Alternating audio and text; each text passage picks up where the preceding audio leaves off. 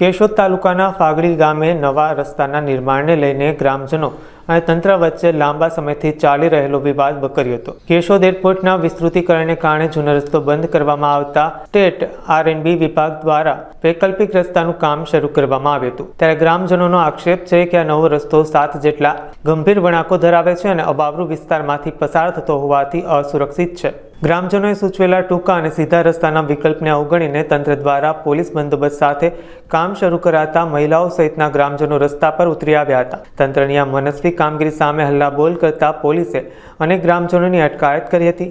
અધિકારીઓના મતે આ વૈકલ્પિક વ્યવસ્થા છે, જ્યારે ગ્રામજનોએ ન્યાય ન મળે ત્યાં સુધી લડત ચાલુ રાખવાની અને કોર્ટમાં જવાની તૈયારી દર્શાવી છે। હાલો, પેલા બધાને નમસ્કાર। હું ગુજરાતી વિનુબેન ફાગરી ગામની દીકરી છું અને ગુજરાતી વિનુબેન મનોજભાઈ મારું નામ છે અને હું ગામની દીકરી છું। ગામની દીકરી વતી અને હું ગામના સભ્ય પણ છું અને ગામની દીકરી વતી અહીં બધું કહેવા આવી છું। અમારા ગામમાં રસ્તો જે છે ને અટાણી વળાંકવાળો છે અને અમારે રસ્તો સીધો જોઈએ એ હાટું અમારા ગામના સરપંચ અને અમારા ગામના બધા સભ્યો અને માણસો ભેરા થયા હતા। તો એ હું ગુનો કર્યો તો અમારા સરપંચને અટાણે પોલીસ ચોકીએ લઈ ગયા, એનો હું વાંધો। અને એમાં પણ રોડ બનાવે છે જી અમે અટાણે કઈ છે ને એ રોડ નથી બનાવતા, એની અમને ના પાડે છે। અમને એમ કે છે કે વળાંકવાળો કરો, અમારે વળાંકવાળો રસ્તો નથી જોતો, અમારે સીધો જોઈ। અને અટાણ સુધી એરપોર્ટ વાળાએ જી કર્યું અમે અમારા ગામનું કોઈ પણ દીકરી બેનું કોઈ ભાઈઓ બોલ્યા નથી, જેમ કીધું અમે કર્યું છે। ગામ પંચાયતમાં ઠરાવ એમ કર્યો કે ભાઈ અમને રસ્તો અહીંનો આપી દો સીધો, અમારે બીજું કઈ આની પહેલા અમે રોક્યો હતો કે ભાઈ અમારે રસ્તો સીધો દો, અમે બેનું દીકરી જાવું આવું, અમારે રસ્તો વાકડ વળાંકવાળો હોય તો અમારે નાના નાના છોકરા વરસાદ પાણીમાં જાવું આવું તો અમારે તકલીફ પડી। સીધો કરે તો ટૂંકમાં બને છે અને વળાંકવાળો કરે તો લાંબો બને છે। તો વળાંકવાળો અમે બેનું દીકરી વાડીએ જાવું હોય, કોઈ છોકરા ભણવા મોકલ હોય તો અમે જઈ ન શકીએ, એ હાટો અમે ખાલી સરપંચે રજૂઆત કરી તો આ રજૂઆતમાં સરપંચની હું ભૂલ તો અમે એને પોલીસ ચોકીએ લઈ ગયા, એ હાટો અમે આ બધી બાઈઓ અહીં ફેરવી। મારું નામ મનીષાબેન અરવિંદભાઈ મહિડા, હું ફાગરીની રહેવાસી છું અને અમને અત્યારે પ્રશ્ન રસ્તાનો છે। અમારા રસ્તામાં અમારે છોકરા ભણવા જાય કે બેનો અમે દીકરીઓ ગમે ત્યાં જાય, અમને કોઈ જાતની સમસ્યા ન હોવી જોઈએ। અને અત્યારે અમે રાણા બાપાની વાડીએ આવ્યા તો પોલીસ વાળા ભાઈ એમ કે આ બાજુ વહી જાવ ને આ બાજુ વહી જાવ, તમારી વાડી મેલીને વહી જાવ, તો હજી તો અમારું ગામ છે, અમારો રસ્તો હતો તો એ ભાઈએ એમ કેમ અમને કીધું? અમે અમારી સમસ્યા હાટું જ આવ્યા છે અહીંયા। રોડની સમસ્યા છે, અમારો રસ્તો જોઈએ, બાકી અમને એક ગામમાં રહેવાસી કરી દો, ગામ દઈ દો તો એમાં તકલીફ છે, સીધો સીધો રસ્તો બનાવી દો, અમને તકલીફ છે એટલે કયા સહી ને તકલીફ વિના અમે કયા સહી, સીધો રસ્તો અમને બનાવી દો। અને જેમ અમારા ગામના સરપંચ છે અત્યારે અમારા સરપંચની જરૂર છે તો અમારા સરપંચને લઈ ગયા, સરપંચ વિનાનું અમે છે ને કહીએ તો અહીંયા અમારે મીડિયા વાળાને કેવું પડે ને। હા, અમારે સીધા રસ્તાની માંગ છે, વાંધો છે અમારે બેનું દીકરીઓ જાતા હોય ભણવા જાતા હોય તો નો તકલીફ પડતી હોય, વાડીઓમાં રહેતા હોય એને વાંધો હોય તો જ વાંધો ઉઠાવ્યો હોય, નકર ક્યાં અત્યાર લગી નથી ઉઠાવ્યો, સીધો રસ્તો સહેલો લાગે। આ એરપોર્ટ ને લઈને જ થઈ, પેલા બાકી કઈ સમસ્યા નહોતી અમારે, એરપોર્ટ માં કામ ચાલુ કર્યું ને પછી જ આ બધી સમસ્યા થઈ છે। અત્યારે અમારા સરપંચ ને લઈ ગયા ને એટલે અમે આવ્યા છીએ કે અમારા ગામના સરપંચ ને કેમ લઈ ગયા, અમારા ગામના સરપંચ વિના નું અમારે કેવું કે લે, અત્યારે લગી તમે સરપંચ વિના ના હતા વરદી થયા, હવે સરપંચ આવ્યો તો સરપંચ ને જ લઈ ગયા તો સરપંચ વિના નું કેને કેવું?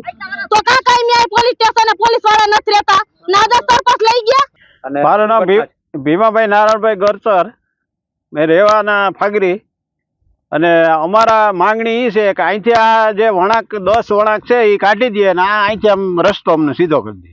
આ ઓલો રોડ અમારા બે બંધ થયા એના હિસાબે આ રોડ બનાવે છે। આ શમશાન ફરીને અમારે અહીં 10 વળાંક આવે તો 10 વળાંકની અંદર અમારે કાયમી વાહન વાળા ભટકાય તો આ રસ્તો એને સીધો કરી દે તો શું વાંધો? એમ ઠરાવ આપેલો છે, 2 ફેરી એના લેખિતમાં આપેલ છે, પછી અહીંયા કામ અમે 2 ફેરી બંધ કરાવેલ છે તો એ લોકો ધરાર રસ્તો બનાવે તો અમારે રસ્તો જ નથી જોતો, શું કામ આપવો? પોલીસ સ્ટેશને પોલીસ ખાતું આવે ને એને લઈ ગયા છે સરપંચ ને 2 જણાને।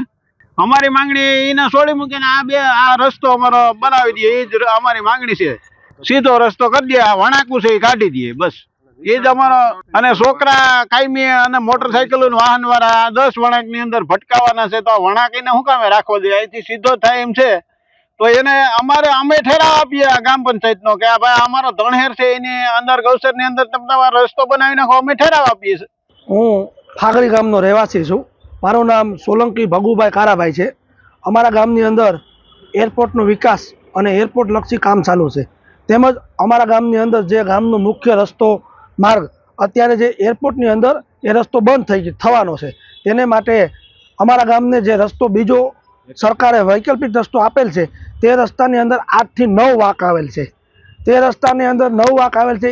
એ સંદર્ભે અમારા ગામજનોએ નવો રસ્તો સીધો મંજૂરની માંગણી કરેલ છે. તે માંગણી માટે અમારા ગામના સરપંચશ્રી, ઉપસરપંચશ્રી, ડેપ્યુટી કલેક્ટર સાહેબ તેમજ આરએમબી ઓફિસની અંદર અમે લેખિત અરજી આપેલ છે. તો તે અરજીને ધ્યાને ન લેતા ફાગડી ગામની અંદર જે વાઘગોખવાળો રસ્તો છે તે ચાલુ કરવા માટે સરકારી તંત્ર દ્વારા પોલીસ પ્રોટેક્શન સાથે એ રસ્તો ચાલુ કરેલ છે. તો તે રસ્તાને બંધ કરવા માટે અમારા ગામના સરપંચ અને ગ્રામજનો એકઠા થયેલા હતા. તો અમારા ગામના સરપંચની ધરપકડ થયેલ છે. તો તેને માટે અમે અત્યારે અહીં ઉપસ્થિત થયેલ છે. અમારી એક જ માંગ છે સાહેબ કે કોઈ પણ સંદર્ભે અમારો રસ્તો જે સીધો થઈ શકે એમ છે, એરપોર્ટની દિવાલે એમાં કોઈ પણ જાતનું કોઈનું નુકસાન નથી થાય એમ, તેમજ કોઈ પણ જાતની કોઈની માલિકીની જમીન, ખાનગી માલિકીની જમીન જાય એમ નથી. તો તેમ છતાંય વૈકલ્પિક રસ્તો ધરાર એ લોકો બળજબરીથી અમને વાઘગોખવાળો રસ્તો, અને તે સરકારની તાનાશાહી છે. અધિકારી અને કોન્ટ્રાક્ટની બંનેની મિલી ભગત છે. તે લોકોએ આજે રજાને દિવસે પોલીસ પ્રોટેક્શન સાથે અમારા ગામમાં અમને ખબર નથી, અમને જાણ પણ નથી કરવામાં આવી ગ્રામ પંચાયતની. હું પોતે આ ગ્રામ પંચાયતનો પહેલા નંબરનો સભ્ય છું. ગ્રામ પંચાયતને કોઈ પણ જાતની જાણ નથી કરવામાં આવી કે આ રસ્તો અમે કાલેથી ચાલુ કરવાના છે. તેમજ સવારમાં ગ્રામજનો મજૂરીએ વહી ગયા અને આ લોકોએ પોતાના પોલીસ પ્રોટેક્શન સાથે કામ ચાલુ કરાવી દીધું. હવે આગળ જે કંઈ સરકારી તંત્રની કાર્યવાહી અમારા સ્ટે ઉપર જ અમે જવાના છીએ. અત્યારે આ વૈકલ્પિક રસ્તો ચાલે છે.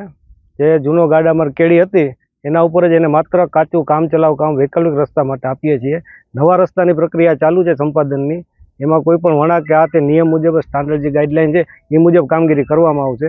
ફાગડી ગામનો રસ્તો એરપોર્ટમાં કપાત જતો હતો એટલે વૈકલ્પિક રૂટ તરીકે પસંદ કરીને હાલ એટલું જ કામ થાય છે. પાકા રસ્તા માટે અન્ય એલાઇનમેન્ટમાં કામગીરી થવાની છે અને સંપાદનની પ્રક્રિયા કરી જે કપાત જતી એમાં વળતર આપીને નિયમ મુજબ સ્ટાન્ડર્ડ ગાઈડલાઈન મુજબ જ કામગીરી કરવામાં આવશે. અત્યારે વૈકલ્પિક રસ્તો છે માત્ર 1100 મીટરનો જ છે. કોઈ એવા ભયજનક વળાંક નથી અને જે કાંઈ છે અમારે એમાં સાઇનબોર્ડ સેફટીના સાધનો સાથે મૂકીને જ અમે કરશે કામગીરી.